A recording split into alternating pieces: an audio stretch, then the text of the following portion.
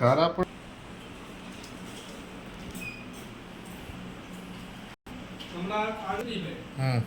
എന്നോടാവും salary certificate ഇവിടെ പിടിച്ചാപ്പേ അത് ഈട് വെച്ചാൽ മതിയെന്ന്